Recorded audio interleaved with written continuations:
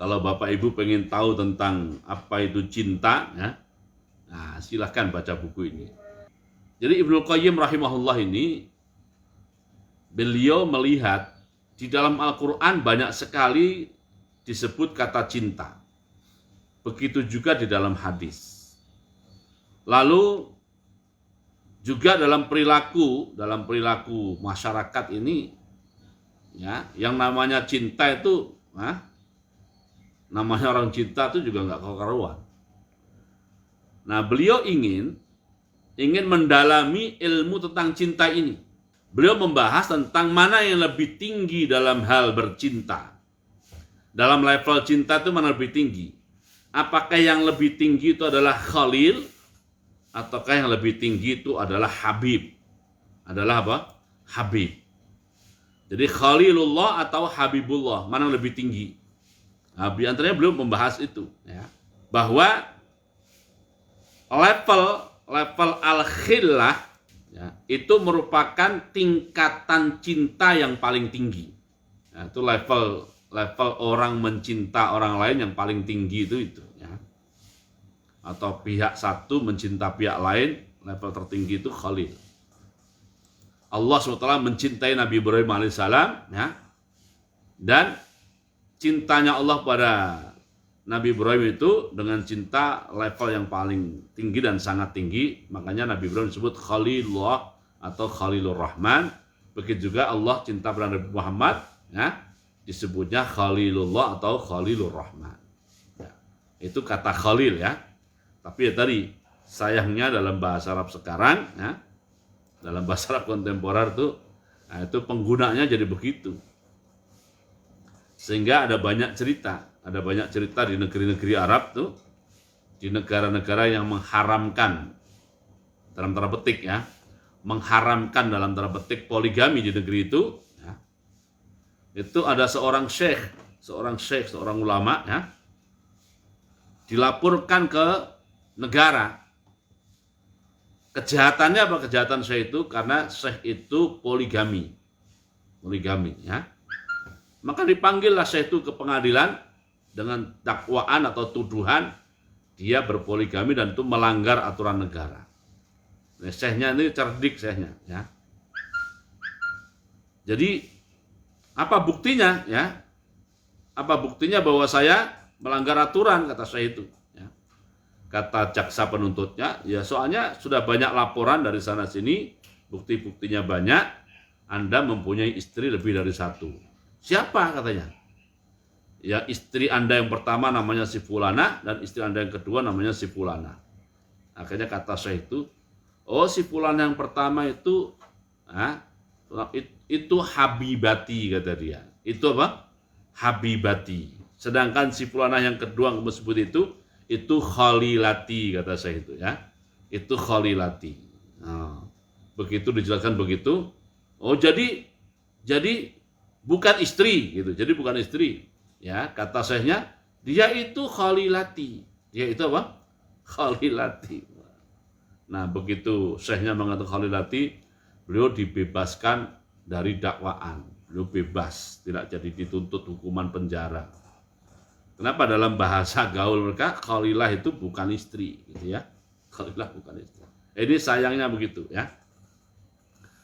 Oke, kembali ke sini, ya. Jadi Ibrahim itu Khalilullah berdasarkan ayat Al-Quran, dan Nabi Muhammad SAW juga Khalilullah atau Khalilur Rahman berdasarkan hadis Nabi. Nah, yang di sini Nabi Muhammad adalah Habibullah. Nah, itu Ibnu Qayyim membahas itu. Mana lebih tinggi, Khalilullah atau Habibullah, ya. Tapi kesimpulan beliau yang saya pahami adalah Khalilullah itu levelnya lebih tinggi dari Habibullah, ya. Kenapa Nabi Ibrahim alaihissalam sampai ke tingkatan menjadi Khalilullah? Jadi untuk mencapai level itu juga tidak mudah, Bapak Ibu, ya. Mencapai level itu juga tidak mudah. Ya, kita sudah tidak ada peluang untuk sampai ke level itu, ya. Tetapi berusaha mendekati level itu, peluangnya masih ada. Nah, berusaha, ya, mendekati level itu. Nah, walaupun sebagai cap gelarnya yang melekat dengan kita, sudah peluangnya udah nggak ada. Tapi mendekati level itu, Nah, itu masih ada peluangnya. Siapapun terbuka peluangnya. Nah, caranya bagaimana supaya kita mendapatkan level itu ya? Nah, cerita tentang Nabi Ibrahim alaihissalam. Nabi Ibrahim alaihissalam ini ya, itu di surat Al-Baqarah ya, ayat 130, 131 ya. 130, 131 Al-Baqarah ya. Silakan dibuka Bapak Ibu ya. Allah berfirman, a'udzubillahi minasyaitonir rajim ya. Wa may yarghabu an millati Ibrahim illa man safiya nafsah wa laqad istafainahu fid dunya wa innahu fil akhirati laminas sholihin. Idz qala lahu rabbuhu aslim qala aslamtu lirabbil alamin ya. Di bagian akhir ayat 130 Allah berfirman, wa laqad istafainahu fid dunya. Dan sungguh kami telah memilih Ibrahim alaihissalam, dipilih di dunia. Di dunia ini dipilih oleh Allah. Wa innahu fil akhirati laminas sholihin, dan sungguh Nabi Ibrahim fil akhirati laminas sholihin. Kenapa kok seperti itu? Kenapa Nabi Ibrahim istafahullah fid dunya wa ja'alahu fil akhirati minas sholihin? Idz qala lahu rabbu aslim, yaitu ketika Allah berfirman kepada Nabi Ibrahim, aslim, serahkan dirimu sepenuhnya kepadaku. Serahkan dirimu sepenuhnya kepadaku Ibrahim. Nabi Ibrahim tanpa pikir-pikir panjang ya, tidak pakai jeda ya, tidak pakai jeda, langsung beliau menyatakan aslamtu li rabbil alamin. Aslamtu kalau bahasanya pakai bahasa ikrar teman-teman. Dengan ini saya menyatakan aku serahkan diriku sepenuhnya dan seluruhnya kepada Rabb semesta alam. Nah, itulah rahasianya kenapa dengan sikap ini beliau akhirnya dipilih oleh Allah menjadi Khalilullah. Dan itu harganya juga nggak murah Bapak Ibu. Harganya juga nggak murah, mahal, ya, harganya mahal. Nah, harga mahalnya itu diantaranya dijelaskan ya di halaman sebelumnya di Al-Baqarah juga, di surat Al-Baqarah ayat 124 diantaranya. Diantaranya dijelaskan di situ ya. Wa idzi batala Ibrahim rabbu bikalimatin fa'tammahun. Jadi atas pernyataan Nabi Ibrahim mengatakan aslamtu rabbil alamin, beliau mengalami uji ya. Mengalami ujian yang tidak ringan dari Allah SWT. Ujian yang tidak ringan dari Allah SWT ya. Diujinya di sini diantaranya adalah dengan bikalimatin, dengan beberapa kalimat. Para ulama mencoba mendefinisikan ujian-ujian Nabi Ibrahim alaihissalam itu.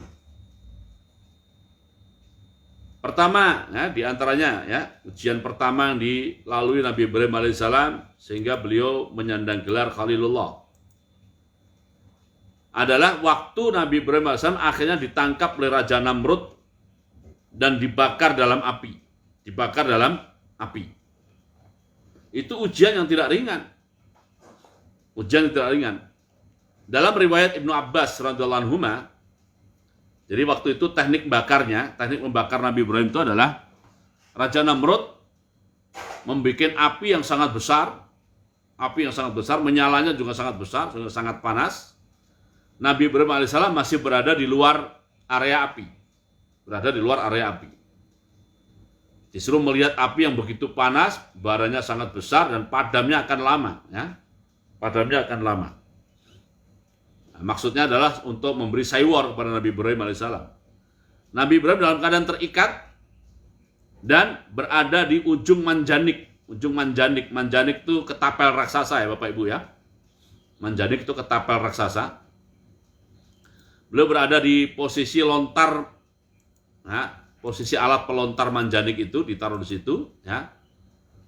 Kalau Nabi Ibrahim tetap tidak mengubah pendiriannya, maka beliau akan dilemparkan menggunakan alat manjanik. Karena api itu sangat besar dan sangat panas, tentu posisi manjanik agak jauh dari api. Ya. Nah, setelah Nabi Ibrahim tetap bertahan dengan posisinya, maka Nabi Ibrahim dilontarkan menggunakan alat namanya manjanik. Maka begitu terlempar tuh Nabi Ibrahim meluncur karena beliau dalam keadaan terikat. meluncur di udara, ya, menuju ke api. Menuju ke api. Nah, di mana letak ujian yang paling berat? Saat meluncur itu, malaikat Jibril datang menemui Nabi Ibrahim alaihissalam. Malaikat Jibril datang menemui Nabi Ibrahim alaihissalam dan bertanya malaikat Jibril, Ibrahim, katanya, kamu ada perlu nggak kepada saya? Kamu ada perlu nggak kepada saya? Ya, kalau kamu ada perlu, sampaikan keperluanmu. Ya, misalnya apakah apinya akan dipadamkan, apinya akan diporak-porandakan malaikat Jibril, dikirim kepada mereka yang membakar, atau apa sajalah hajat Nabi Ibrahim. Ya, kamu ada hajat kepada saya? Nah, ditanya begitu. Nabi Ibrahim menjawab, kalau kepada kamu saya tidak ada hajat. Kepada kamu oleh malaikat Jibril, saya tidak ada hajat. Ya. Nah, tentang saya yang sekarang dalam keadaan meluncur menuju api, ya, sikap saya adalah hasbunallah wa ni'mal wakil. Ya, cukup bagiku Allah. Cukup bagiku Allah. Ya. Nah, itu bentuk ujian di mana Nabi Ibrahim AS lulus. Di mana Nabi Ibrahim AS lulus bahwa dalam kondisi yang sangat genting dan terpepet itu, beliau tidak mendasarkan hajatnya kepada siapapun selain kepada Allah SWT. Sebagai wujud dari aslamtu li rabbil alamin. Beliau mengatakan hasbunallah wa ni'mal wakil. Nah, karena sudah aslamtu dan sudah mengatakan hasbunallah wa ni'mal wakil, akhirnya Allah berfirman, ya, qulna ya narukuni bardan wa salaman ala Ibrahim. Lulus Nabi Ibrahim, ya. Baru satu. Yang kedua, Nabi Ibrahim alaihissalam itu lama tidak punya anak. Lama sekali tidak punya anak, padahal sudah lama menikah. Sampai setelah lama nggak punya anak, padahal anak itu sangat beliau tunggu kedatangannya, sebab dalam berdakwah beliau tidak disambut oleh masyarakat dengan sambutan menerima dakwah beliau. Maka beliau berharap yang akan melanjutkan misi dakwah beliau adalah putra atau keturunan beliau. Tapi ditunggu-tunggu keturunan itu nggak datang-datang. Setelah lama, ya, akhirnya datang juga itu anak. Nah, begitu ada anak, datang ujian berikutnya. Karena pada anak itu Nabi Ibrahim sudah punya harapan akan bahwa pelanjut dakwahnya nanti anak itu. Anak itu pelanjut dakwahnya. Nah, begitu itu datang ujian. Anak itu suruh nyembelih. Anak itu suruh menyembelih, dan ini ujian yang tidak ringan. Ujian yang tidak ringan, ya. Al-Qur'an sendiri membahasakan ujian ini, ya, dengan bahasa yang luar biasa. Di surat As-Saffat, ayat 106, di surat As-Saffat ayat 106, Allah SWT membahasakan ujian menyembelih anak itu dengan istilah inna hadza lahuwal bala'ul mubin. Inna hadza lahuwal bala'ul mubin, ya. Ini Al-Quran mengistilahkannya adalah al-bala al-mubin, ujian yang sangat-sangat nyata. Dan ternyata Nabi Ibrahim AS lulus dalam ujian ini, ya. Lulus dalam ujian ini karena diceritakan falamma aslama di ayat sebelumnya wa tallahu lil jabin wa nadainahu an ya Ibrahim qad saddaqta ru'ya inna kadzalika najzil muhsinin. Jadi waktu dapat perintah menyembelih anak ini, Nabi Ibrahim juga lulus untuk membuktikan aslamtu, pernyataannya aslamtu li rabbil alamin, ya. Nah, ini lulus. Di antaranya lagi Nabi Ibrahim SAW adalah pernah punya harta. Jadi Nabi Ibrahim tidak pernah menyimpan harta. Tidak pernah menyimpan harta, tapi suatu kali beliau, ya, memelihara sapi yang masih anak-anak. Ya, manusiawi lah, ya. Manusiawi. Artinya beliau mulai ngurus, ya, anak sapi, ya. Ngurus anak sapi, ya. Maka, ya, terhadap harta ini pun Allah kasih ujian lagi. Terhadap harta ini pun Allah kasih ujian. Jadi datang kepada Nabi Ibrahim SAW malaikat-malaikat. Tapi malaikat datang dalam wujud manusia. Dan Nabi Ibrahim tidak mengenali bahwa mereka adalah para malaikat. Berarti kalau manusia datang, status mereka adalah tamu. Nabi Ibrahim alaihissalam itu sangat memuliakan tamu. Jadi begitu ada tamu, maka anak sapinya itu langsung disembelih, dimasak, dan diberikan kepada tamu. Begitu tamunya disuruh makan, ternyata tamunya tidak makan. Baru Nabi Ibrahim sadar, oh tamunya ini malaikat. Ya kan? Ya, kalau saya sih, misalnya terjadi begitu, saya akan komentar, dari tadi ngomong gitu ya. Dari tadi ngomong bahwa kamu malaikat ya, biar sapi saya tidak mati ya. Sekarang setelah sapi mati baru tahu saya bahwa kamu malaikat, ya kan? Tapi ini bentuk ujian, Hartanya pun ya, satu-satunya harta yang dimiliki akhirnya disembelih untuk disuguhkan pada tamu. Ujian-ujian yang tidak ringan ya. Nah, setelah Nabiullah Ibrahim alaihissalam lulus dari berbagai ujian ini, wajar dengan ujian yang sangat luar biasa ini, beliau lulus di situ, akhirnya Allah angkat Nabi Ibrahim dengan tingkatan ke namanya Khalilullah, tingkatan Khalilullah. Oke.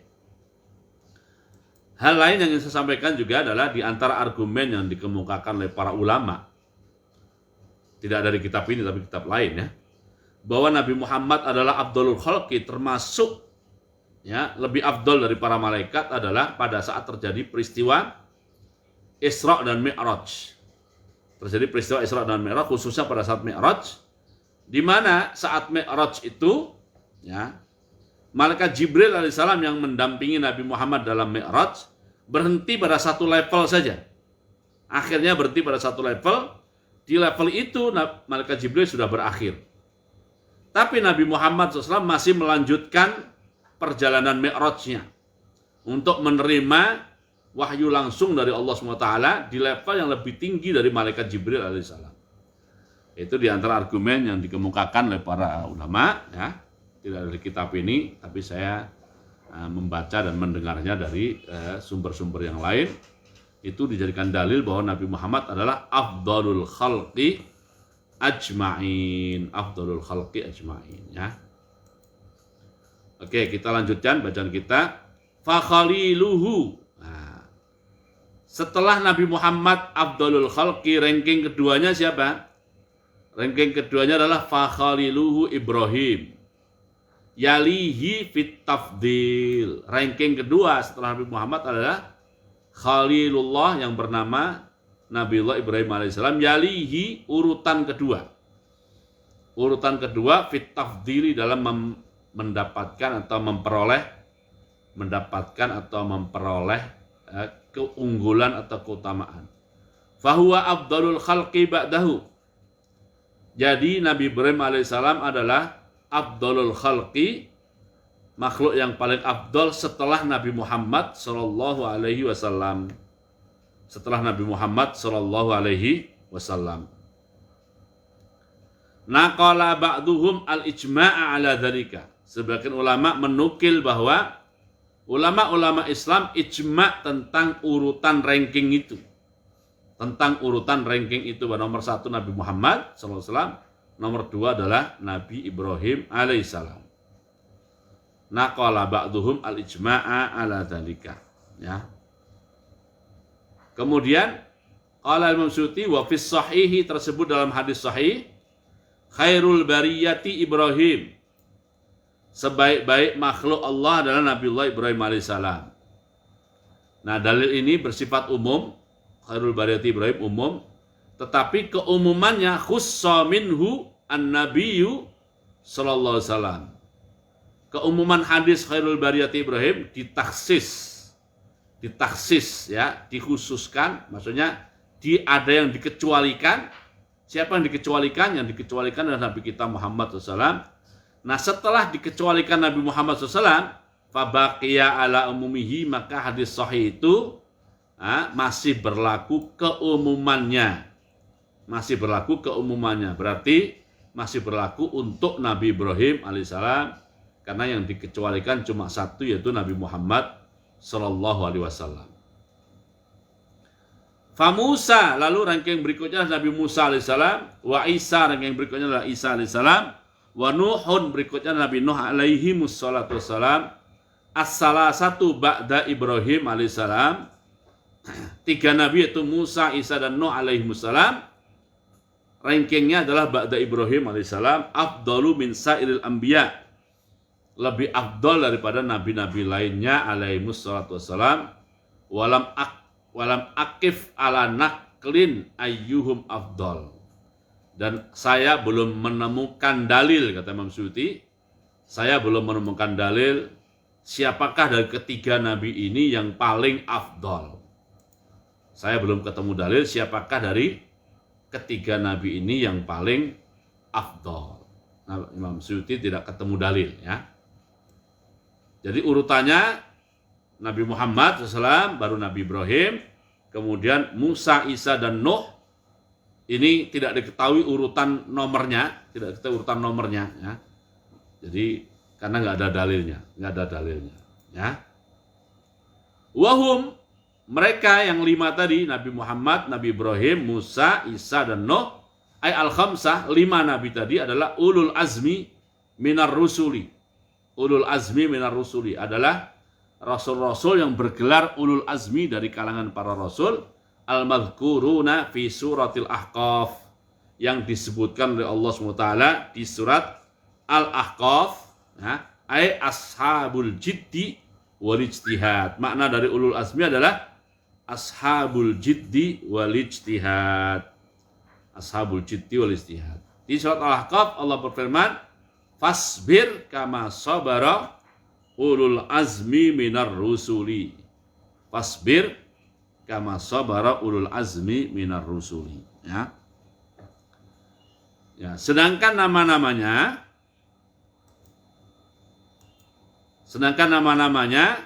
ya disebutkan di 2 tempat dalam Al-Qur'anul Karim. Yang satu di surat Syura, ya. Satu di surat Syura, satu lagi dari surat Al-Ahzab. Al-Ahzab, ya. Yang di surat Al-Ahzab, ya, itu surat Al-Ahzab ayat 7.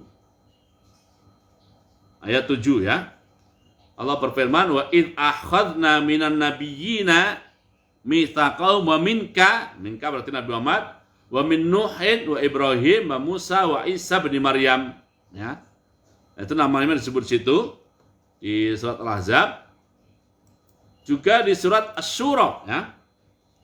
Jadi Al-Ahzab ayat 7, juga di surat Asy-Syura ayat 13, ya. Surah ayat 13. Asy-Syura ayat 13, ya.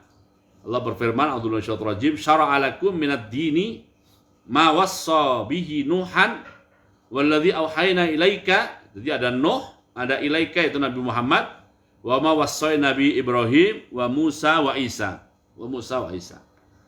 Jadi tentang nama-nama ulul azmi disebutkan di 2 tempat. Istilah ulul azmi disebutkan di surat Al-Ahqaf ayat 35. Al-Ahqaf ayat 35, ya.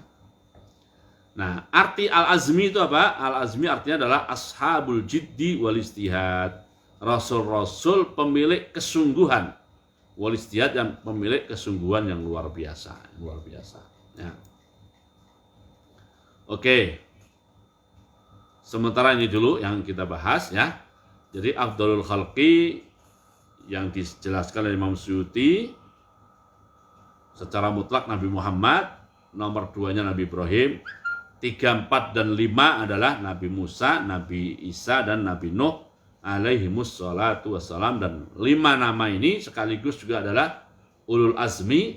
Kosakata ulul azmi disebutkan di Al-Ahqaf ayat 35. Sedangkan nama-nama ulul azmi ada disebutkan di 2 tempat dalam Al-Quran, ya, yaitu di surat Al-Ahzab ayat 7 dan di surat Asy-Syura ayat 13. Ya.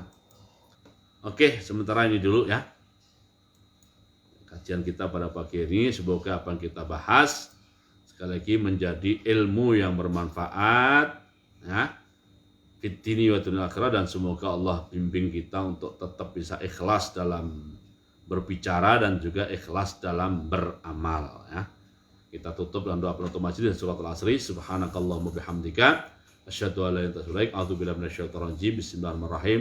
Wal asri innal insana lafi khusr illa alladziina aamanu wa 'amilus shalihat wa tawashaw bil haqqi wa tawashaw bis sabr. Wassalamualaikum warahmatullahi wabarakatuh.